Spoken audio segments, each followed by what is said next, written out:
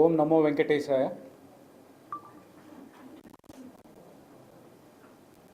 ఈ సమావేశానికి విచ్చేసిన మీడియా మిత్రులందరికీ ఆహ్వానం పలుకుతున్నాను. తిరుపతి తిరుమల శ్రీ వెంకటేశ్వర స్వామి ఆలయాన్ని భక్తులు ఎంతో పవిత్రంగా భావిస్తారు. హిందువులందరూ కూడా తిరుమల వెంకటేశ్వర స్వామిని కలియుగ ప్రత్యక్ష దైవంగా భావిస్తారు. ఎవరైనా సరే హిందువులు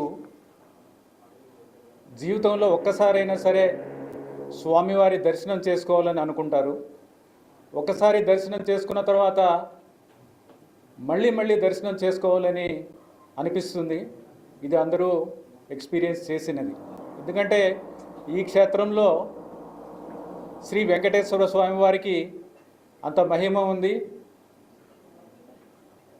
అంత శక్తి ఉంది. కొత్త గవర్నమెంట్ ఫామ్ అయిన తర్వాత నాకు యుఓటిటిడి పోస్టింగ్ వచ్చిన తర్వాత గౌరవ ముఖ్యమంత్రి వర్యుల్ని కాలాన్ చేసినప్పుడు ఆయన 2-3 విషయాల మీద ప్రత్యేకంగా శ్రద్ధ పెట్టాలని కోరారు. ఆయన ముఖ్యంగా ఆయన కన్సర్న్ ఎక్స్ప్రెస్ చేసింది ఏంటంటే లడ్డు క్వాలిటీ అనేది పడిపోయింది. తర్వాత లడ్డూలో గీ క్వాలిటీ కూడా బాగాలేదు, చాలా రాంగ్ కంప్లైంట్స్ వస్తున్నాయి, ఇక్కడ యానిమల్ ఫ్యాట్స్ కూడా వాడుతున్నారు అనే కంప్లైంట్స్ కూడా ఉన్నాయి. వీటి మీద దృష్టి పెట్టి తిరుమల యొక్క పవిత్రత కాపాడాలి అని చెప్పడం జరిగింది.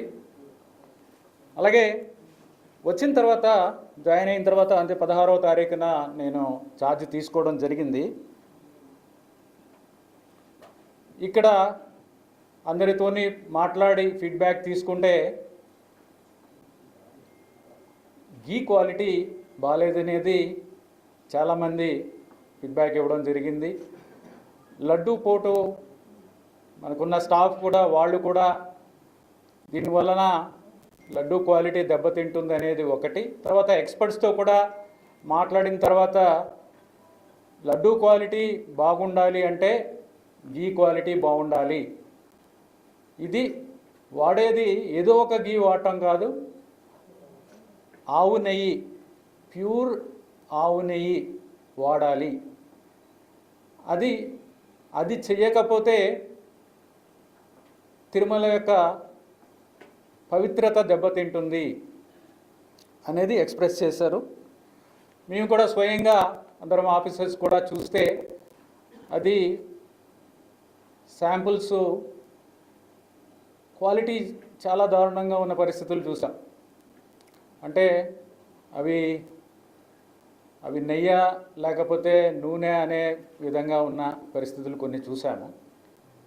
సో అందరికీ కూడా వార్నింగ్ ఇచ్చి గట్టిగా చెప్పి మీరు క్వాలిటీ సప్లైస్ చెయ్యకపోతే మిమ్మల్ని బ్లాక్ లిస్ట్ చేస్తాము అని చెప్పడం జరిగింది. తర్వాత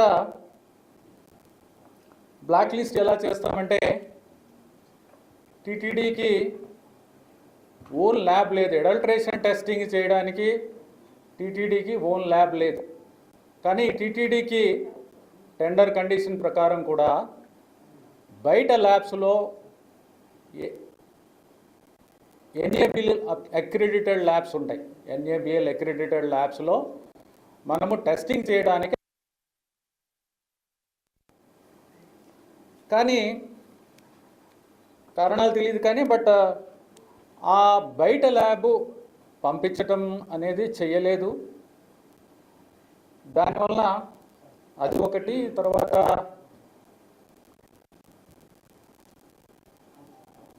ఒక ల్యాబ్ అడల్ట్రేషన్ ల్యాబ్ సెటప్ చేసుకోవడానికి కూడా మరి అది కాలేదు.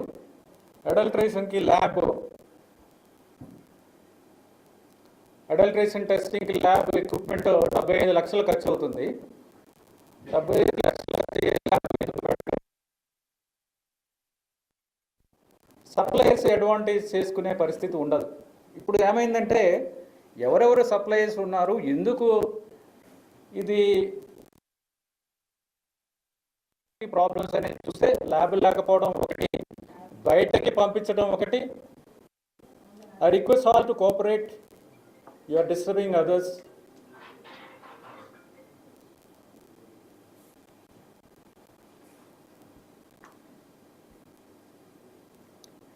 సో సప్లయర్స్ ఎందుకు ఈ విధంగా క్వాలిటీ లేకుండా ఎందుకు చేస్తున్నారు అనేది చూస్తే ల్యాబ్ లేకపోవడం ఒకటి, మన ఓన్ ల్యాబ్ లేకపోవడం ఒకటి, బయటకి పంపించకపోవడం ఒకటి. దానివల్ల క్వాలిటీ కంట్రోల్ సిస్టమ్ అనేది ఎఫెక్టివ్గా లేదు అనేది తీసుకుని ఒక అడ్వాంటేజ్ తీసుకుని అన్వయబుల్ రేట్స్.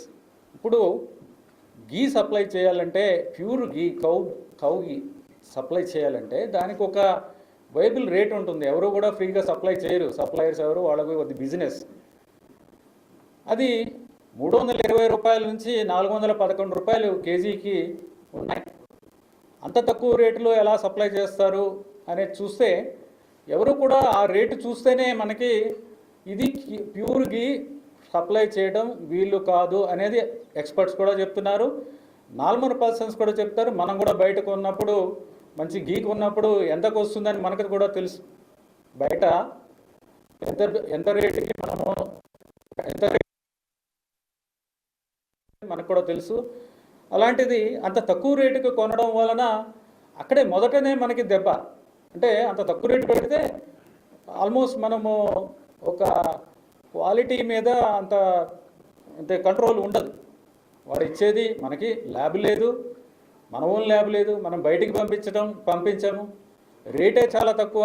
ఈ 3 పరిస్థితుల్లో అసలు క్వాలిటీ గీ వస్తుందనేది రాదు అనేది అది చాలా స్పష్టంగా తెలుస్తుంది.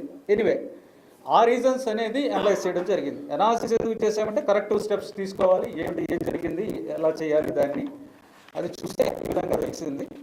సో ఉన్న సప్లయర్స్తో గట్టిగా బ్లాక్ లిస్ట్ చేస్తామని చెప్పిన తర్వాత అందరూ కూడా క్వాలిటీ సప్లైస్ అన్నీ కూడా శాంపుల్స్ బాగానే ఉన్నాయి. ఎక్సెప్ట్ ఒక supplier AR foods, AR dairy food private limited. ఇది 12వ తారీఖున టెండర్ పిలవడం జరిగింది, 8వ తారీఖున టెండర్ ఫైనలైజ్ చేయడం జరిగింది. 2024 అండి, 2024 12/3/2024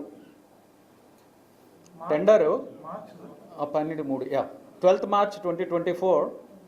Finalization of tender was done on 8th May 2024 and date of supply order was 15/5/2024.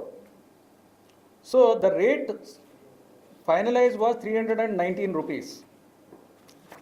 So that was the issue. So he then 320 rupees. So then he started supplying. Then we asked him, we found 4 tankers. We found that 4 tankers వాళ్ళు supply చేసిన 4 tankers quality లేవు అనేది observe చేయడం జరిగింది. వెంటనే ఆ 4 samples బయట ల్యాబ్స్కి పంపించడం జరిగింది. బయట ల్యాబ్స్కి పంపిస్తే ఇవి ఫస్ట్ టైం బయట ఒక టీటీడీ సైడ్ నుంచి ఫస్ట్ టైము బయట ఒక ల్యాబొరేటరీకి అడల్ట్రేషన్ టెస్టింగ్కి చేయడము, ఇది పంపించడం అనేది చాలా ఎసెన్షియల్. ఎందుకంటే 320 రూపాయలకి అందరూ కూడా బయట నుంచి 320 రూపాయలకి మీకు కల్తీ ఉన్న నెయ్యి మాత్రమే వస్తుంది, స్వచ్ఛమైన నెయ్యి రాదు అని అందరూ చెప్తున్న సందర్భాల్లో బయటకు పంపించడం అనేది చాలా ఎసెన్షియల్. కాబట్టి ఆ గీని బయట NABL అక్రిడిటెడ్ NDDB ల్యాబ్ ఆనంద్లో ఉన్న CALF ల్యాబ్, కాఫ్ ల్యాబ్ అంటారు. ఇది చాలా reputed lab. And then government control lab. It is a highly reputed lab. Reputed institutions, reputed dairies వాళ్ళు ఎక్స్పోర్ట్ చేసేటప్పుడు కూడా ఈ ల్యాబ్ నుంచే వాళ్ళు రిపోర్ట్స్ తెప్పించుకుంటారు. ఈ ల్యాబ్ నుంచి రిపోర్ట్ తెప్పించుకుని పంపిస్తే ఎక్స్పోర్ట్ చేసినప్పుడు వేరే దేశాల్లో వాళ్ళు ఈ రిపోర్ట్ని స్టాండర్డ్ కింద నమ్ముతారు. ఆ రిపోర్టు వాళ్ళు స్టాండర్డ్ కింద తీసుకుంటారు, సప్లైస్ యాక్సెప్ట్ చేస్తారు. అందుకని పెద్ద పెద్ద reputed government diaries, cooperative diaries పేర్లు నేను చెప్పట్లేదు, కానీ వాళ్ళందరూ కూడా ఇక్కడి నుంచే తీసుకుంటారు. సో అలాంటి ల్యాబ్కి పంపించాం మేము శాంపిల్స్. 4 శాంపిల్స్ పంపించడం జరిగింది. ఆ 4 శాంపిల్స్ పంపించిన తర్వాత 23వ తారీఖున ల్యాబ్ రిపోర్ట్స్ 16వ తారీఖు 23వ తారీఖు 6/7/2024 6th July 2024 and the 12th July 2024. 6th July 2 tankers, 12th July 2 tankers పంపించడం జరిగింది. సో పంపించిన తర్వాత ఆ ల్యాబ్ రిపోర్ట్స్ ఆల్మోస్ట్ 1 వీక్ తర్వాత మాకు చేరాయి. ఆ ల్యాబ్ రిపోర్ట్స్ ఏముంది ల్యాబ్ అనేది చూస్తే, ఈ ల్యాబ్ రిపోర్ట్స్లో 2 పార్ట్స్ ఉంటాయి. ఒకటి అనెక్చర్ 1 ISO స్టాండర్డ్స్ ప్రకారం చేసే ఈ ఎస్ వాల్యూ టెస్ట్ అని ఉంటాయి.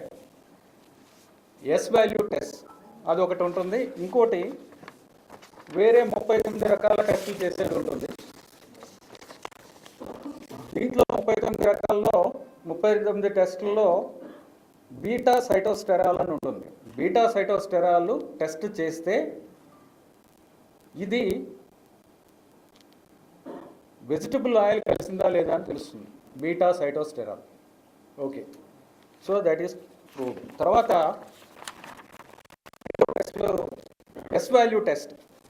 ఎస్ వాల్యూ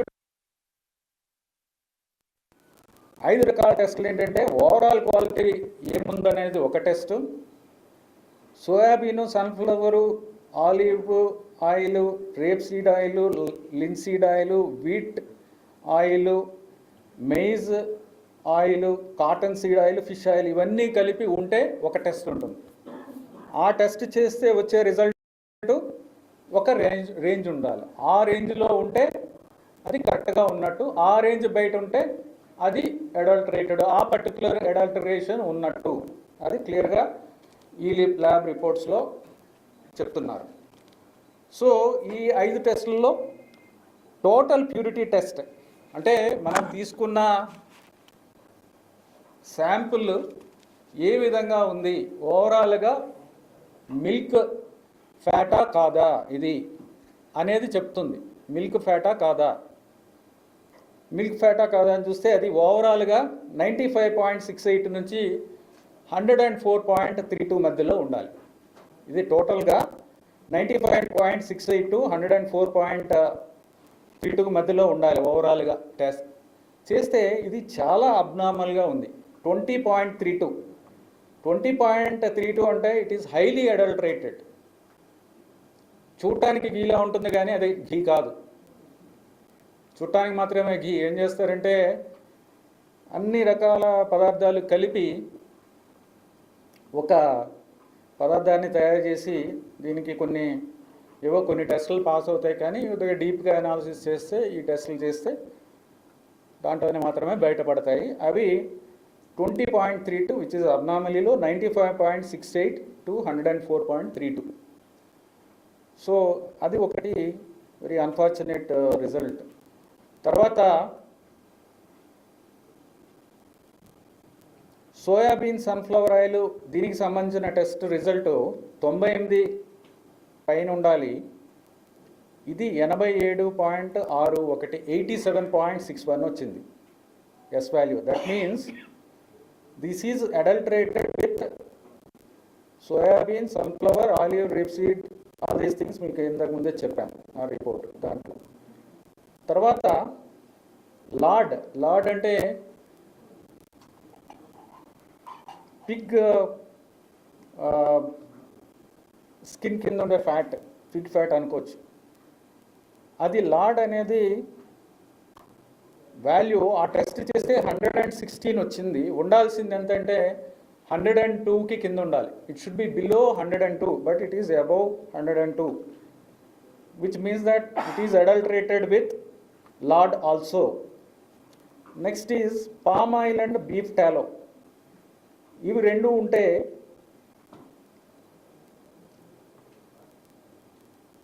95కి పైన ఉండాలి value. The value should be about 95.9, but the value is 23.22, which is abnormally low. తర్వాత coconut and palm colonel fat ఉంటే దాని వాల్యూ 100కి కింద ఉండాలి, బట్ ఈ వాల్యూ 106 ఉంది. ఓవరాల్గా 20 ఉండడం అనేది చాలా అబ్నార్మలీ లో, అండ్ ఈచ్ వాల్యూ చాలా తక్కువ ఉండడం, బియాండ్ రేంజ్ ఉండడం అనేది ఇది ఒక కంటామినేషన్ కాదు, అన్ని రకాల పదార్థాలు యానిమల్ ఫ్యాట్స్ ఉన్నాయనేది ఈ రిపోర్ట్తో అర్థమవుతుంది. తర్వాత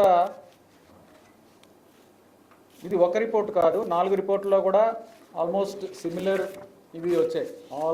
all the reports give similar results on the 4 samples. So we have immediately stopped the supplies. ఇమీడియట్గా వెంటనే సప్లైస్ అన్ని ఆఫ్ చేయడం, తర్వాత వాళ్ళని బ్లాక్ లిస్టింగ్ ప్రొసీజర్ ఇనిషియేట్ చేయడం జరిగింది. తర్వాత పెనాల్టీస్కి ప్రొసీజర్ ఇనిషియేట్ చేయడం జరుగుతుంది. అది లీగల్ ప్రాసెస్ అనేది ఇప్పుడు జరుగుతుంది. తర్వాత ఫ్యూచర్లో ఇలాంటివి జరగకుండా ఉండాలంటే ఏమి చర్యలు తీసుకోవాలి అనే దాని మీద ఒక ఎక్స్పర్ట్ కమిటీని కూడా వేయడం జరిగింది. ఆ ఎక్స్పర్ట్ కమిటీ కూడా రిపోర్ట్ ఇవ్వడం జరిగింది. మీన్వైల్ ఎక్స్పర్ట్ కమిటీ సలహాతోనే ఒక టెండర్ పిలిచి ఆ టెండర్ ద్వారా కూడా quality suppliers with good rate, reasonable rate వచ్చేలాగా ఒక సప్లయర్స్ని కూడా ఐడెంటిఫై చేయడం జరిగింది. ఆ సప్లై చేసే మెటీరియల్ ల్యాబ్లో టెస్ట్ చేసి బయట ఈ టెస్ట్లు ఏవైతే టెస్ట్లు ఏఆర్ ఫుడ్స్ అనే వాళ్ళకి చేసామో అవే టెస్ట్ వీళ్ళు కూడా చేసాము. ఈ టెస్ట్లు పాస్ అయ్యాయి. తర్వాత ఇంటర్నల్గా సెన్సరీ ల్యాబ్ అనేది ఒకటి సెటప్ చేయాలి. సెన్సరీ ల్యాబ్కి ఇది ఎలా ఉంటే టీ టేస్టింగ్కి, టీ అనేది రేట్ చేయడానికి డిఫరెంట్ టెస్టర్స్ ఉంటారు. అంటే వాళ్ళు టీ క్వాలిటీ ఎలా ఉంది టేస్ట్ చేసి వాళ్ళు స్మెల్ అంటే అరోమా టేస్ట్ చూసి చెప్తారు. అలాగే ఈ గీత్ కూడా CFTRI మైసూర్ వాళ్ళు ఒక స్టాండర్డైజ్డ్ ప్రొసీజర్ చేశారు. దాని ప్రకారం వాళ్ళకి మా ఆఫీసర్స్కి కొంతమందికి ట్రైనింగ్ ఇచ్చి ఈ ల్యాబ్లో రేటింగ్ ఇచ్చేలాగా వాళ్ళకి ట్రైనింగ్ ఇవ్వడం జరిగింది. ఆ ల్యాబ్ కూడా సెటప్ చేయడం జరిగింది. తర్వాత NDDB వాళ్ళు కూడా మన ఇబ్బంది గ్రహించి మీరు కొనాల్సిన అవసరం లేదు, స్వామివారికి మేమే డొనేట్ చేస్తామని వారు 75 లక్షల ఎక్విప్మెంట్ ఏదైతే అడల్ట్రేషన్ టెస్టింగ్కి మనం బయటకు పంపించి టెస్ట్ చేస్తున్నామో అది కూడా ఇక్కడ ఎస్టాబ్లిష్ చేస్తామని వాళ్ళు ముందుకు రావడం జరిగింది. వాళ్ళు కూడా అది సప్లై చేయడానికి ఆల్రెడీ ఆర్డర్ పెట్టడం, బయట నుంచి రావాలి, ఇంపోర్ట్ చేసుకోవాలి. ఆ ఎక్విప్మెంట్ కూడా తీసుకురావడం జరిగింది. సో ఇప్పుడు ఈ ఎక్స్పర్ట్ కమిటీ రిపోర్ట్ ఫైనలైజ్ అయిన తర్వాత దాన్ని యాక్సెప్ట్ చేసి దాని ప్రకారం టెండర్ కూడా కాల్ఫర్ చేయడం జరిగింది ఫైనల్గా. సో అది ప్రాసెస్లో ఉంది. సో ఓవరాల్గా ఈ ఇష్యూ మీద క్లారిఫై చేయాల్సిన అవసరం కనిపించి ఈ విధంగా మీతో షేర్ చేసాము. తర్వాత ఇక్కడ థింక్ ఇంగ్లీష్ మీడియా కూడా ఉన్నట్టుంది. If they want something in English I can tell. Yeah